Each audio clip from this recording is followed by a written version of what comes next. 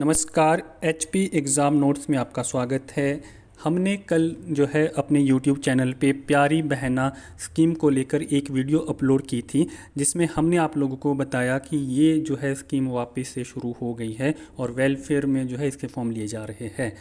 अब इस पे एक विवाद छिड़ गया। काफ़ी सारे व्यूवर्स बोलने लगे कि सर ये स्कीम अभी शुरू नहीं हुई है और इसके फॉर्म जो है वेलफेयर ऑफिस में लिए नहीं जा रहे हैं। कुछ एक बोल रहे कि लिए जा रहे हैं, हमारे यहाँ तो लिए जा रहे हैं, लेकिन कुछ एक नहीं, ये बोल रहे कि नहीं लिए जा रहे हैं। फिर यहाँ पे जो कमेंट आए हैं, क्वेरीज़ आई है, उसमें बहुत सारी क्वेरीज़ इस स्कीम को लेके भी है। कोई बोल रहा है कि बहू को मिलेंगे, कोई बोल रहा है कि अगर हमारे घर से मिड डे मील वर्कर है तब क्या उसकी बेटी को मिलेंगे, और कुछ एक तो ये भी क्वेश्चंस उठा रहे कि सर अगर ये स्कीम शुरू हो गई है या होने वाली है तो ये फॉर्म मिलेंगे कहाँ पे। तो सबसे पहले मैं जो है ये सारी की सारी कंट्रोवर्सी को ख़त्म करते हैं, जो भी हुआ उसको देखते हैं। मैं खुद जो है आज वेलफेयर ऑफिस में जाके मैंने इस स्कीम के बारे में जो है जानकारी प्राप्त की है, जो मैं आपके साथ अभी शेयर करने वाला हूं।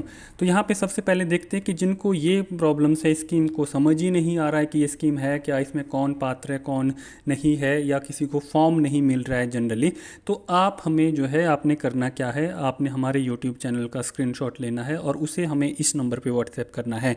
एटलीस्ट जैसे ही आपका स्क्रीनशॉट हमें आता है, हम आपको इस फॉर्म की पीडीएफ शेयर कर देंगे। और अगर आपकी कोई क्वेरीज़ है तो आप अपने फ़ोटो के साथ नीचे वो क्वेश्चंस भी पूछ सकते हैं, हम आपको ज़रूर रिप्लाई करेंगे।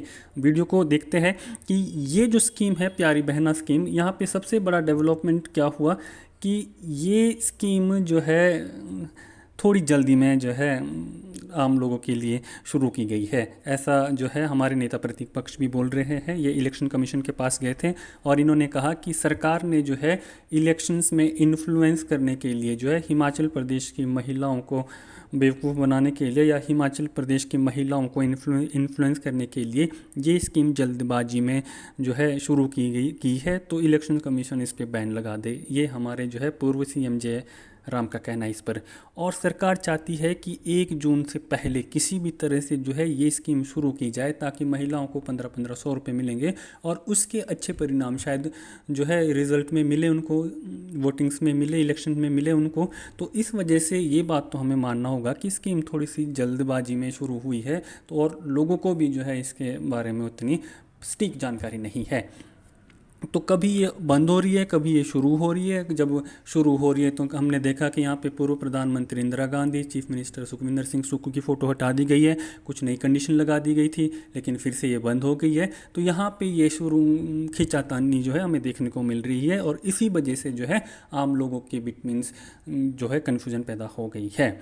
आज मैं जब वेलफेयर ऑफिस में गया था तब मैंने पता किया, तो उन्होंने कहा कि फ़िलहाल के लिए तो ये फॉर्म जो है एक्सेप्ट करना बंद कर दिए हैं और हम अभी नहीं ले रहे। आगे जब नोटिफिकेशन आएगी, कोई ऑर्डर आएगा, तब जाके जो है इसके बारे में हम कुछ बता सकते हैं, लेकिन अभी के लिए फॉर्म नहीं लिए जा रहे हैं।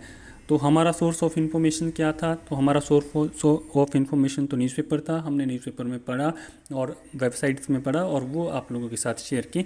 कोई बात नहीं, ये हो जाता है। हमें भी पता है कि स्कीम थोड़ी जल्दबाजी में सरकार ने जो है लाई है, तो ये खींचातानी अभी के लिए इलेक्शंस के दौरान दिखेगी। लेकिन सबसे इम्पॉर्टेंट चीज़ यहाँ पे क्या है कि यहाँ पे बहुत सारी क्वेरीज हमारे व्यूवर्स की वजह से आ रही है, जैसे कि सर क्या अगर ससुर गवर्नमेंट जॉब में है या ससुर जो है कोई पेंशन लेते हैं सेंटर या स्टेट गवर्नमेंट की, तब क्या बहू को मिलेगी पेंशन या इस योजना में आएगी वो? तो देखो, इस क्वेश्चंस को समझने के लिए हम लोगों को ये समझना आएगा कि परिवार की परिभाषा क्या है। तो सरकार या कॉन्स्टिट्यूशन परिवार की जो परिभाषा बता रहा है वो ये है कि भाई परिवार जो है हस्बैंड वाइफ, उनके बच्चे, और अगर कोई उनके बच्चों में से डॉटर है, लड़की है, वो अनमेरिड है, तब वो उस परिवार का हिस्सा है, कंप्लीट परिवार है। अगर वो मैरिड है तो तब वो जो है दूसरे परिवार का, जिसके साथ उसकी शादी हुई है, उसके हस्बैंड के साथ वो काउंट होगी। तो मान लो बात की, अगर किसी बहू का जो ससुर है वो गवर्नमेंट जॉब में या सास गवर्नमेंट जॉब में है, तो क्या होगा कि वो बहू जो है वो इस योजना की पात्र है। तो राशन कार्ड अलग करवाने की कोई ज़रूरत नहीं है। आप इस बात को समझो। अगर बहू का ससुर कोई गवर्नमेंट जॉब में है या कोई इनकम टैक्स रिटर्न भर रहा है, कुछ भी कर रहा है, लेकिन बहू के जो हस्बैंड है वो कुछ नहीं करते हैं, तो बहू जो है या हस्बैंड जब वो कुछ नहीं करती तो बहू एलिजिबल है, क्योंकि परिवार की परिभाषा क्या है, माता पिता और उनके बच्चे। ठीक है, तो बस ये परिवार की परिभाषा है।